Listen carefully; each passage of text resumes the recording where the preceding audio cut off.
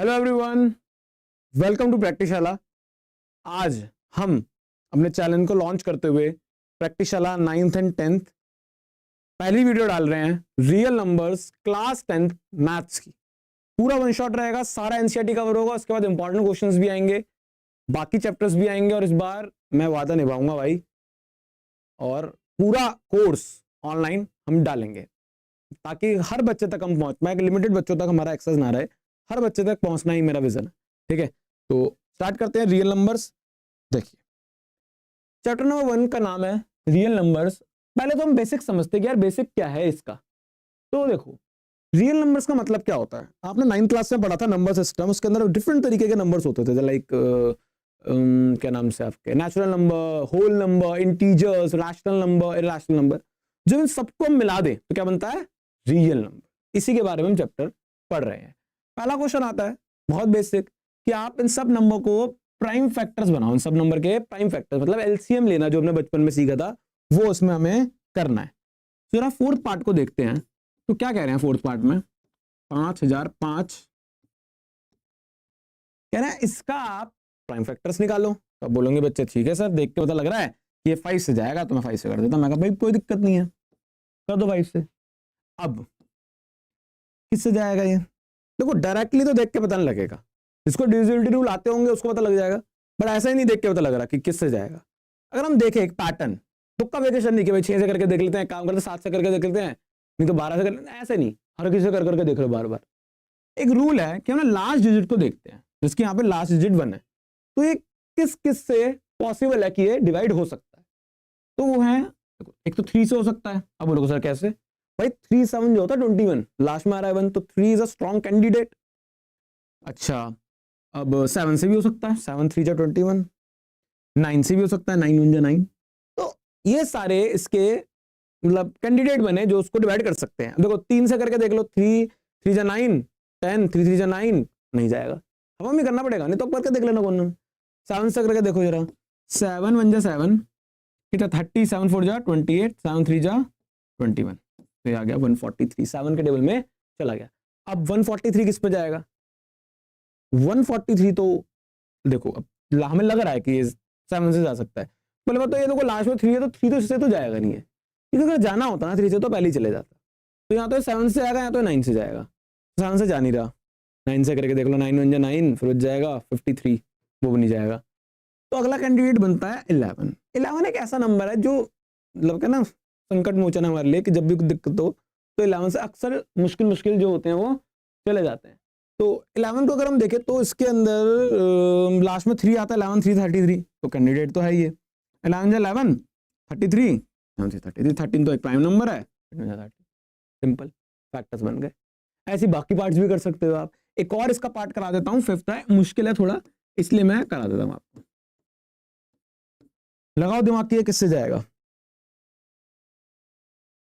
है भाई, लास्ट में 9 है, बिल्कुल सही। 3 से जा सकता है, बिल्कुल सही। और किससे जा सकता है, सारे कैंडिडेट लिख लो। 9 और किससे जा सकता है, लास्ट में 9 किसके आता है, 7 के। मतलब मैं ये नहीं कह रहा कि मतलब 9 आता है 7 के टेबल, मैं कह रहा हूँ 7 के टेबल 49 तो आता है ना, तो लास्ट में भी आ रहा तो कैंडिडेट बन गया।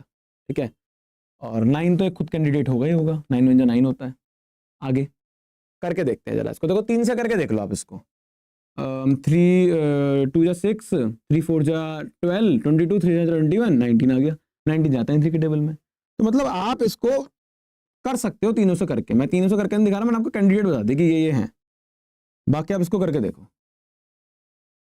3 से नहीं गया, 7 से करके देख लो, 9 से करके देख लो, और वीडियो को पॉज करो और करके देखो। बिकॉज मेरी प्रैक्टिस तो हुई है बेटा, प्रैक्टिस आपको करनी है, इसको करना पड़ेगा आपको।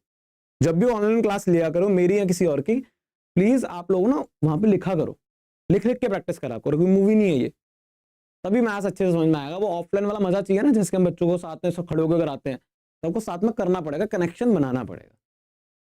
तीनों से नहीं जा रहा, करके देख लिया होगा आपने।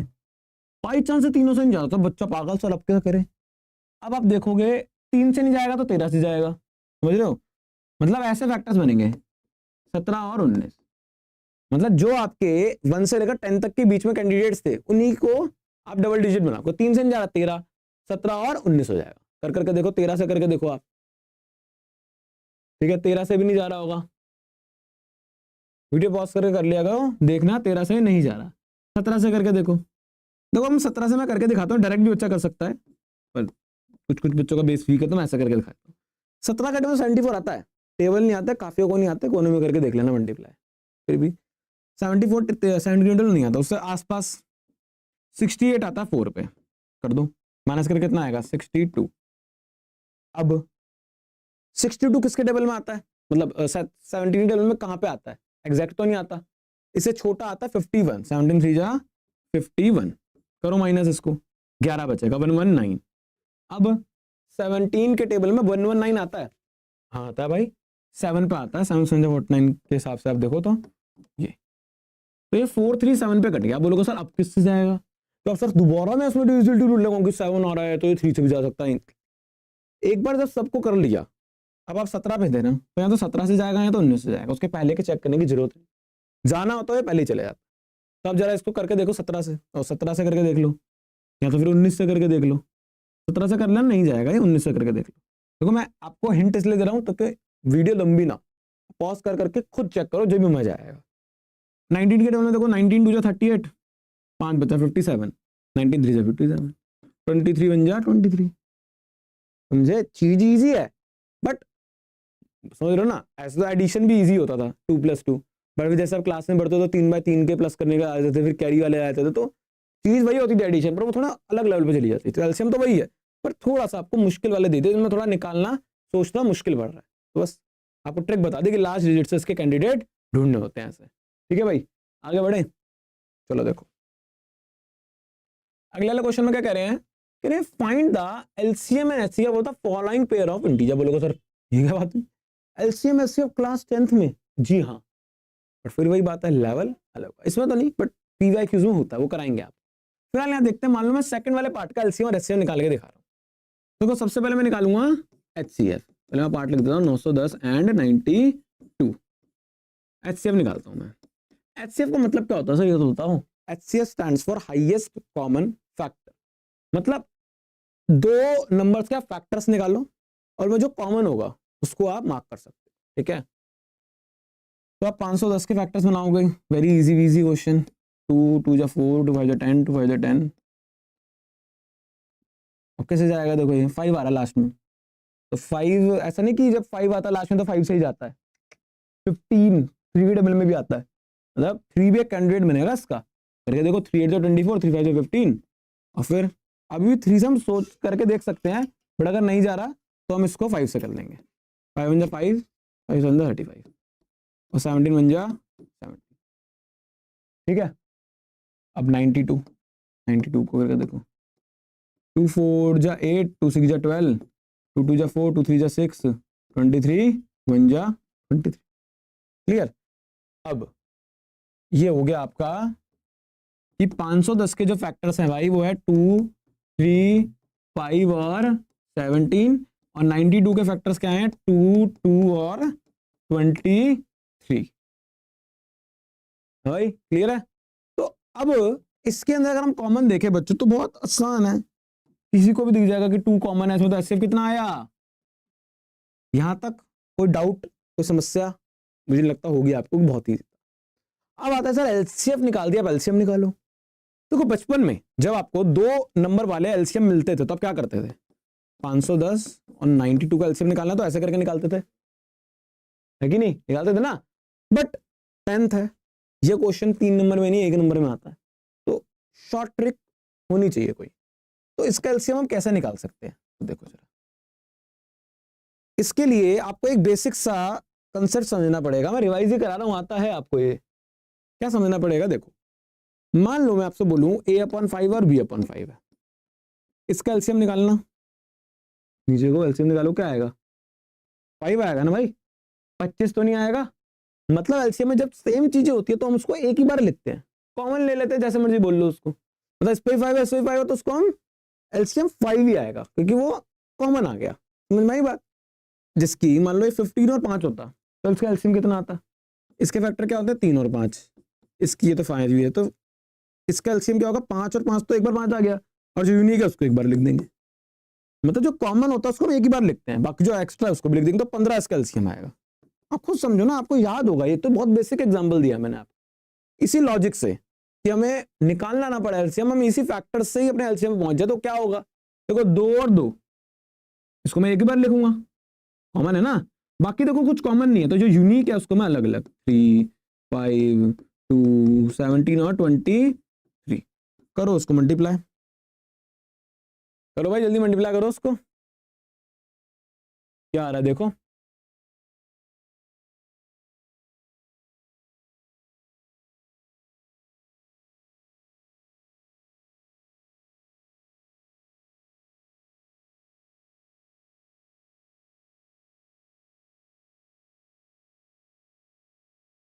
करा भाई, इसका आंसर आएगा 23460।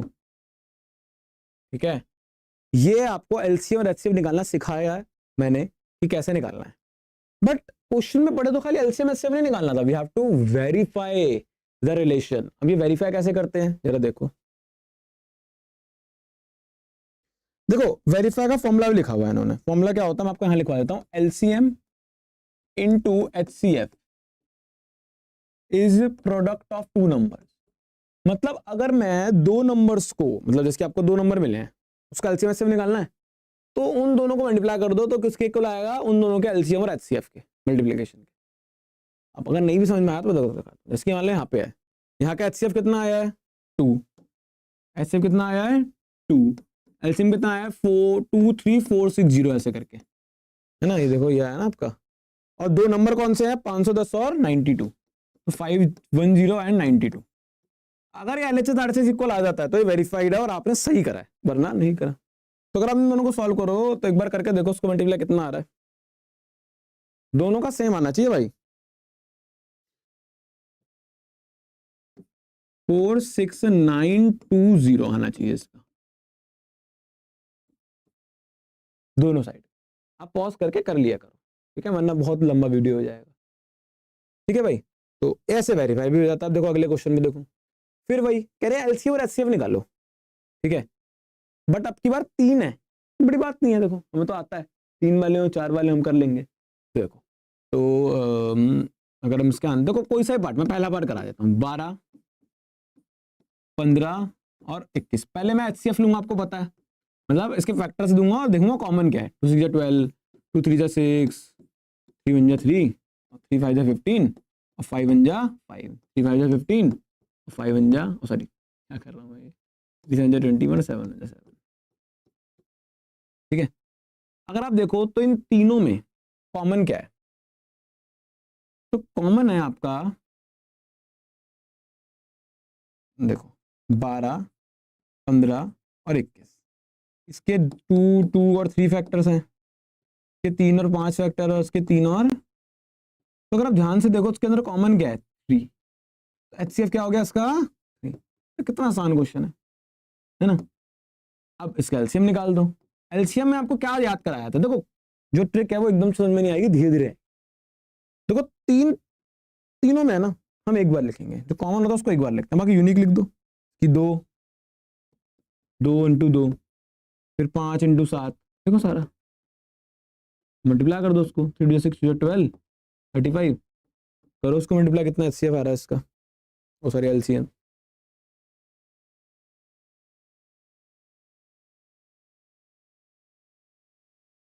420 एलसीएम आना चाहिए इसका। खत्म क्वेश्चन, कितना आसान था बताओ। अब इसके अंदर कोई वेरिफिकेशन नहीं करनी है अपने को, ये ऐसे ही चलेगा। बढ़े आगे, देखिए आगे कुछ क्वेश्चंस। देखो अब कह रहे हैं गिवन दैट एचसीएफ दे रखा है 2 नंबर का 9, एलसीएम निकालना है। तो बोलोगे सर एलसीएम निकालना है, क्या बड़ी बात है, मैं उसका एलसीएम लो ऐसे निकाल देता हूँ, 306 और ये 657, ये रहा, कर दूंगा मैं। पर मेरे भाई ये 1 नंबर का क्वेश्चन है, आप करो, ऐसे नहीं कर पाओगे, कर लोगे बट टाइम लगेगा ना एट द एंड। तो इसके लिए फॉर्मूला बना है एक, समझ रहे हो, कुछ तो फर्क होना 10th में आए हो तो, जिसके मैंने एक फॉर्मूला भी आपको बताया है। क्या फॉर्मूला होता है, LCM into HCF is equal to product of 2 numbers. अब एलसीएम कितना दे रखा है आपको, एलसीएम निकालना है, एचसीएफ 9 दे रखा है, और ए और बी 306 मल्टीप्लाई में 657। समझ में आई? मतलब ये फॉर्मूले में आप पुट कर दोगे, एलसीएम निकालना तो एचसीएफ गिवन है और 2 नंबर भी गिवन है, तो आप क्या करोगे एलसीएम निकालने के लिए अब इस 9 को डिवाइड में ले जाओगे। 3 3 जा 9, 3 1 जा 0, 3 2 जा 6, 3 1 जा 3, 3 जा 9, 3 4 जा 12। इसको 34 को 657 से वीडियो पॉज करके जल्दी मल्टीप्लाई करो भाई। चाहूं तो मैं बेटा सीधा आंसर लिख सकता हूं, but this is a maths, तो इसमें आपको कैलकुलेशन करना तो पड़ेगा, you can't skip that part.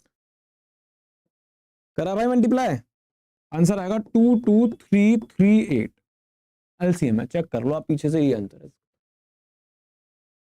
ठीक है, तो ये आ गया आपका क्वेश्चन 4 खत्म। फिर भी डाउट हो आप कमेंट कर सकते हो, इंस्टाग्राम का लिंक है, 1-to-1 हम वीडियो कॉल पे आ सकते हैं। देखो मोटिव क्लियर है कि करना है। होता है ना कि जब किसी का मुंह हम पानी में डाल देते हैं और उसके वक्त इसको बस एक ही चीज सोचती है कि बचना कैसे है, वो हाथ पे पूरे चलाएगा अपने, उस वक्त कोई सेकंड थॉट नहीं आता माइंड में कि ये वो बहाने या कुछ नहीं। तो पढ़ना भी ऐसे ही है, मतलब यहाँ आर या पार, या तो पढ़ूंगा या तो मरूंगा, बस समझ रहे हो। Do and die situation create करोगे अपने लिए तो आप अपना बेस्ट बेस्ट दे पाओगे, बेस्ट से भी बेस्ट, तो फुल अपना इंडल्ज हो जाओगे उस चीज में। तो मेरे लिए भी वही है कि या तो मैं करूंगा या तो मरूंगा, क्योंकि there is no option left for me. ठीक है, मैंने अपना माइंडसेट ऐसा बना लिया है, तो इसलिए आपको भी पढ़ाई के लिए ऐसा ही माइंडसेट बनाना है। चेक वेदर 6 की power n can and with the digit 0। यहां से थोड़ा सा यूनिक चीजें चालू होती है, क्योंकि 9th मतलब पहले आपने ऐसा नहीं पढ़ा। देखो पेपर में बहुत आता है question, very important, basic standard दोनों में आता है। समझते हैं कह रहे हैं कि क्या 6 की पावर n, यहाँ पे ना पावर है ये 6 की पावर n, कह रहे हैं कि क्या 6 की power n can and with the digit 0। अब बोलोगे सर डिजिट 0 से एंड करे, देखो कोई भी चीज 0 से एंड कब करती है, मैं बोल रहा हूं कि कोई ऐसा नंबर बता दे बेटा जो 0 से एंड कर रहा हो। अब बोलोगे सर एक काम करो 230 लिख दो, मैंने क्या बोला, ऐसा नंबर बता दो जो 0 से एंड करता हो, तो 230 नंबर होगा वो। तो अगर आप गौर करो तो उसके अंदर 10 जरूर आता है। कोई भी चीज जब 0 से एंड करेगी तो 10 तो आएगा ना उसके फैक्टर्स में, और 10 के फैक्टर क्या होता है 2 और 5। मतलब अगर किसी भी चीज, तो इसलिए कह रहा है ना कि 6 की पावर n 0 से एंड करती है कि नहीं करती है, तो हमें ये चेक करना है कि इसके फैक्टर्स में 2 और 5 दोनों आए। 2 और 5 का मतलब 10 ना भाई, 10 आएगा इसके फैक्टर्स में, तभी तो 10 0 से 0 एंड करेगा ना, वरना कोई चांस ही नहीं है 0 से एंड करने का। तो सिंपल सी एक डेफिनेशन बनती है। क्या डेफिनेशन बनती है मैं लिखवाता हूं कि 2 एंड एनी डिजिट विद 0, कोई भी डिजिट अगर 0 से एंड करानी है तो it should have 2 and 5 as its factors.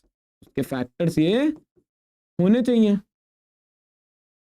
उसके फैक्टर्स ये होने चाहिए। अब 6 की पावर n के अगर हम फैक्टर देखा, बोलो सर n क्या है, यहाँ पे n को छोड़ो क्योंकि n है कोई भी नेचुरल नंबर है ना, मतलब n की जगह तो कुछ भी आ सकता है ना यार, इनफाइनाइट तक है, तो हम थोड़ा इसके ऊपर नहीं हम अपनी जजमेंट पास कर सकते, तो हम 6 को पकड़ेंगे। तो देखो 2 और 3 फैक्टर हैं 6 के, तो आपको साफ दिख रहा है as it does not have 5 it will not end with 0। खत्म। दोबारा समझाऊं कि क्वेश्चन क्या था कि क्या 6 की पावर n 0 से एंड करेगी, तो हमने सोचा है कोई भी चीज 0 से एंड कब करती है, जब उसके फैक्टर्स में 2 और 5 दोनों होते हैं। तो हमने ये डेफिनेशन लिखी पहले, फिर हमने देखा कि 6 में तो 2 और 3 फैक्टर्स है, 5 नहीं है, तो ये 0 से एंड नहीं करेगा, ये 0 से एंड नहीं करेगा, it will not end with 0। ठीक है बच्चों, अब देखो आगे, ये क्वेश्चन हो गया है, समझ में आ गया है, आगे बढ़ते हैं। देखो क्या कह रहे हैं अगले में, ये भी बहुत इंपॉर्टेंट क्वेश्चन है, मान के चलो कि पेपर में आता ही आता है। देखो इस साल से पेपर का पैटर्न थोड़ा सा बदला है, बट तभी भी हम ये एक्सपेक्ट कर सकते हैं कि ऐसे क्वेश्चन पेपर में आएंगे आपके बोर्ड्स में 2026 में। देखो क्या कह रहे हैं, explain why this and this is a composite number. अब कंपोजिट नंबर होते क्या है, चलो एक बहुत प्यारा बहुत इंपॉर्टेंट फैक्ट बताता हूं आपको। देखो हमारे नंबर्स को ना हमने दो कैटेगरी में बांटते हैं, एक होता है प्राइम, प्राइम नंबर्स आपको पता है ना, जानते हो आप, बचपन में भी पढ़े होगा, कंपोजिट नंबर। चलो आपसे मेरा सवाल है कि प्राइम नंबर कौन से होते हैं बताओ, सोचो सोचो। हाँ वही नंबर जो या तो अपने टेबल में आते हैं या तो मन के टेबल में आते हैं, मतलब जिसके मैक्सिमम 2 फैक्टर्स हो। भाई ऐसा समझ के मैक्सिमम से मैक्सिमम 2 ही फैक्टर हो ना भाई, मतलब 3 है, 3 के कितने फैक्टर होते हैं, तो 3 के टेबल में आता है, वो 1 के टेबल में आता है, तो ये हो गया प्राइम नंबर। अब कंपोजिट नंबर कौन से होते हैं, सोचो, जिनके 2 से ज्यादा फैक्टर हो, लाइक 12, समझ रहे ना, मतलब मोर देन 2 फैक्टर्स, मोर देन 2 फैक्टर जिसे होते हैं उसको हम बोलते हैं कंपोजिट नंबर, है ना। तो अब यार एक सवाल बस इतना सा है कि जो आपका 1 है वो क्या है, वो प्राइम नंबर है कंपोजिट। प्राइम नंबर का एग्जांपल दे दिया 2 3 5, जो मैक्सिमम से मैक्सिमम 2 फैक्टर हो उसके, एक खुद और एक 1। कंपोजिट नंबर वो होता है इसकी 12 हो गया, 10 हो गया, जिसके 2 से ज्यादा फैक्टर है ना। अब 1 क्या है, 1 प्राइम है या कंपोजिट है, सोचो, लगाओ दिमाग। पेपर में ऐसे क्वेश्चन आते हैं, फिर बच्चा बोलता है कि मैंने तो आरडी भी कर ली थी, मैंने तो पीवाईक्यू भी कर लिए थे, जब भी पेपर मुश्किल आया। भाई बेसिक पेपर आता है, आपको याद नहीं है। 1 नीदर प्राइम नॉर कंपोजिट है, 1 है ही नहीं भाई कुछ, क्योंकि 1 के फैक्टर कितने हो सकते हैं, मैक्सिमम एक, 1 खुद है ना, मतलब 1 के टेबल में आता है, किसी के टेबल में नहीं आता, तो इसलिए ये ना तो प्राइम है ना तो कंपोजिट है, ठीक है। बट फिलहाल अगर हम क्वेश्चन पे वापस आए तो ये कह रहे हैं कि कंपोजिट नंबर प्रूव करने हैं आपको, और कंपोजिट नंबर कौन से होते हैं, जिसके 2 से ज्यादा फैक्टर्स हो। ये भी आप लिख सकते हो,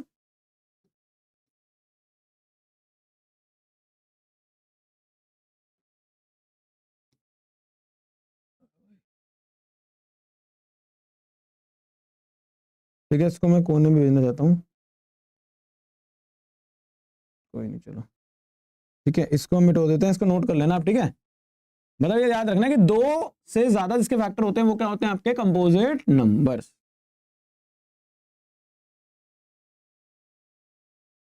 चलो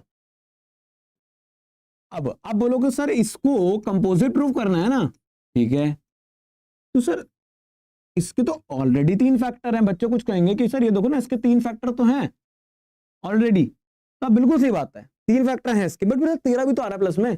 अगर ये क्वेश्चन ऐसा होता ना, मतलब ये ना लिखा होता, मतलब ये ऐसा होता क्वेश्चन, तो ये ऑलरेडी कंपोजिट है, this is a composite number, है ना।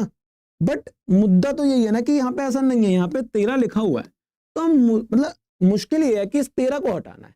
जैसे ही 13 हट जाएगा, और ये 3 तो फैक्टर है ही, 2 से ज्यादा फैक्टर कंपोजिट नंबर कहलाता है ना, तो हमारा दुश्मन ये 13 है, तो जरा इसको हम कॉमन निकाल लेते हैं। देखिए जैसे कि ये एक टर्म मानी जाती है और ये एक टर्म मानी जाती है, प्लस से टर्म्स अलग अलग हो जाती है, तो इन दोनों में से क्या कॉमन निकालूंगा मैं, 13 कॉमन निकालूंगा। तो अब 13 क्यों निकाल रहा हूं, बिकॉज आई वॉन्ट कि प्लस हट जाए। हालांकि जब आप इन तीनों को मल्टीप्लाई करोगे, उसको प्लस करोगे, तब भी वो एक नंबर बन जाएगा, फिर उसका फैक्टर्स बना सकते हो, बड़ा मुश्किल हो जाएगा। फिलहाल अब देखो, तो ये एक टर्म है, ये एक टर्म, दोनों में से 13 कॉमन आ रहा है ना, हम निकाल लो, क्वेश्चन को इजी करो। बचेगा क्या, 7 × 11 × 1 + 1। अब अंदर वाले को सॉल्व करो। अभी देखो प्लस वाला जिंदा है, 1 भी तो जिंदा है, हमें प्लस वाला चाहिए ही नहीं, हमें फैक्टर्स चाहिए। 13 ये हो जाएगा 77 + 1, 13 × 78, है कि नहीं।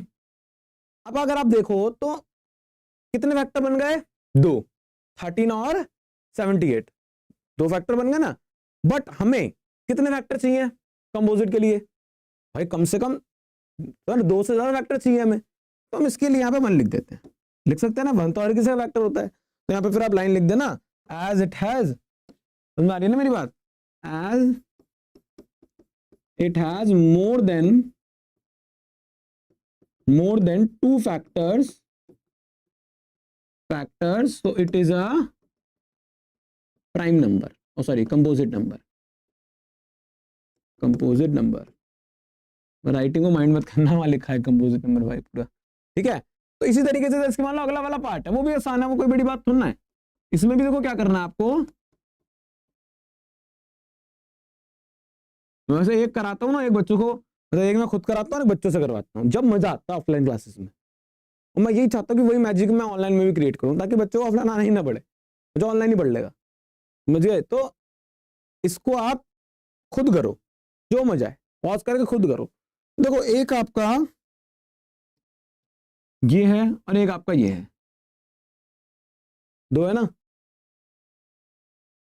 समझ रहे हो ना। मल्टीप्लाई से टर्म्स एक होती हैं, जैसे आप याद करो बचपन में आप देखिए 2ab है, ये तीनों मल्टीप्लाई में लिखे हुए हैं वैसे प्लस से, तो इन दोनों से एक कॉमन निकाल लेते हो ना, तब तो सवाल नहीं पूछते कि सर ये एक कैसे हुआ, ये पूरा एक ही है भाई, और ये 5 है अलग से, तो आप इनमें से क्या कॉमन निकाल सकते हो?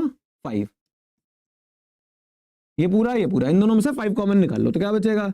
7 × 6 × 5, 5 तो कॉमन आ गया है। तो जब हम कॉमन निकालते हैं ना कोई चीज को, तो वहां पे 1 बचता है। × 4 × 3 × 2 × 1 + 1, ठीक है, 5 कॉमन आ गया। अब अंदर वाले को पूरा सॉल्व कर लो, मेरे को पता क्या है आंसर, आप सॉल्व कर लेना। इसका आंसर आएगा 1008 + 1, फिर आएगा 5 × 1000 9, और फिर भाई दो फैक्टर हुए, हमें कितने चाहिए कंपोजिट बनाने के लिए बच्चों? कम से कम 3 फैक्टर होने चाहिए, 2 से ज्यादा हो ना मन लगा देना, फिर ये लाइन लिख देना, as it has more than 2 factor it is a composite number. Question खत्म। ठीक है भाई, आपको भी मजा आ रहा है, मुझे भी मजा आ रहा है, तो आगे बढ़ते हैं नए क्वेश्चन की तरफ। Last question of this exercise. NCERT बहुत कम है, बहुत वीक है, मतलब बहुत आसान है, वीक का मतलब बहुत आसान है, तो हम इसके पीवाईक्यू जरूर करेंगे। मोस्ट इंपॉर्टेंट क्वेश्चंस की एक पीडीएफ लाऊंगा आपके लिए। देखो कह रहे हैं there is a circular path, इस क्वेश्चन में क्या कह रहे हैं कि एक सर्कुलर पाथ है अराउंड अ स्पोर्ट्स फील्ड, एक स्पोर्ट्स फील्ड है मान लो ये, इसके अराउंड एक सर्कुलर पाथ है ऐसा, ठीक है, और इसके ऊपर कौन? रवि और सोनिया, जिसके ऐसा होता है ना, ऐसे पाथ होता है एक, इसके ऊपर रवि और सोनिया दोनों राउंड लगा रहे हैं। सोनिया लेती है 18 मिनट पूरा राउंड कंप्लीट करने के लिए, मान लो ये स्टार्टिंग पॉइंट है, तो घूम के वापस यहाँ पे आना 18 मिनट लेती सोनिया, और रवि कितना टाइम लेता है? 12 मिनट। ठीक है, दोनों का टाइम आपको बता दिया मैंने। अब ये कह रहे हैं कि सपोज क्वेश्चन अब चालू होता है, suppose they both start at the same point and at the same time, यहीं से स्टार्ट कर रहे हैं and go in the same direction, मतलब ये दोनों इस तरफ जा रहे हैं, सेम समय पे सेम जगह स्टार्ट कर रहे हैं। How many minutes will they meet again at the starting point, ये कितने मिनट बाद स्टार्टिंग पॉइंट पे फिर मिलेंगे? आप बोलो सर इसमें क्या करना है? तो देखो ऐसे क्वेश्चंस में अक्सर हम एलसीएम या एचसीएफ निकालते हैं। क्या निकालते हैं? एलसीएम या एचसीएफ। अब हमें पता कैसे लगेगा? 19 में बच्चों को तो बताया था एलसीएम निकालना, क्यों निकालना भाई पता ही नहीं है, निकालना है, स्कूल के टीचर ने कराया था। भाई क्यों कराया था? ध्यान समझना, क्योंकि पेपर में ये क्वेश्चन आता है, ठीक है। देखो जरा, तो अब हम अगर देखें कि यहां से अगर स्टार्ट करते हैं तो ये घूम के वापस यहाँ पे आएंगे कुछ मिनट बाद, अगर ये फिर दोबारा चलना चालू करो तो दोबारा आएंगे, मतलब ये एक बार नहीं मिलेंगे, ये बार बार मिलेंगे, बार बार मिलेंगे ना। तो हमें क्या निकालना है कि मिनिमम, मतलब कम से कम समय लेकर ये कब मिलेंगे। मतलब मेरा मानना ये है कि देखो ये राउंड्स लगाएंगे, तो हो सकता है कि वो 3 राउंड लगाए, वो 2 राउंड लगाए, फिर मिल जाए, फिर आगे, फिर वो आगे राउंड लगा रही है 6 राउंड, वो 7 राउंड, फिर ये मिले, तो ये मिलते तो बार बार रहेंगे ना। पर हमें क्या निकालना है? मिनिमम वाला, समझ रहे हो ना। हमें क्या निकालना है कि तुरंत तुरंत कब मिलेंगे ये, तो कहीं ना कहीं इसमें आ रहा फीलिंग मिनिमम का, या तो ऐसा समझ लो, या तो ये देखो कि जब भी ऐसे क्वेश्चन में टुगेदर लिखा होता है ना कि सेम समय पे, सेम टाइम पे, सेम डायरेक्शन में, तो इन क्वेश्चंस में क्या निकालते हैं? हम एलसीएम निकालते हैं। एलसीएम अक्सर जब निकाला जाता है जब क्वेश्चंस में मिनिमम का फील आ रहा हो। किसका फील आ रहा हो? मिनिमम का। जरा निकालते हैं। तो अगर मैं 18 और 12 का एलसीएम निकालूं, देखो उसमें कंसेप्ट एलसीएम निकालना नहीं है, तो निकाल लोगे। कंसेप्ट ये जानना है कि हमें एलसीएम की तरफ जाना है या फिर एचसीएफ की तरफ जाना है। उसमें मिनिमम का फीलिंग आ रहा था, तो हम एलसीएम की तरफ जा रहे हैं और एलसीएम निकालते हैं इसका। देखो 2 9 जा 18, 2 6 जा 12, 2 ये 9, 2 3 जा 6, 3 3 जा 9, 3 1 जा 3, और ये 3 1 जा 3, ये आ गया आपका। इसको मल्टीप्लाई कर लो, 2 × 2 × 3 × 3, 2 जा 4, 3 3 जा 9, 4 9 जा 36। क्लियर है भाई? ये आ गया आपका। अब हम आगे बढ़ते हैं। ऐसे टेंशन मतलब, देखो ये ना क्वेश्चन जब हम एनसीईआरटी में कराते हैं बच्चों को तो बहुत बार समझ में नहीं आता। क्यों? क्योंकि ये एकदम नया है और ऐसे क्वेश्चंस और नहीं है, एक ही क्वेश्चन मिला एनसीईआरटी में। तब हम ना जब पीवाईक्यूज कराएंगे तो ऐसे में बहुत सारे क्वेश्चंस कराऊंगा, जिसमें किसी में एलसीएम, किसी में एचसीएफ, मिनिमम लिखा होगा, किसी में मैक्सिमम लिखा होगा, है ना। तो उस तरीके से हम इसको करेंगे, अभी टेंशन मत लो, आगे बढ़ते हैं।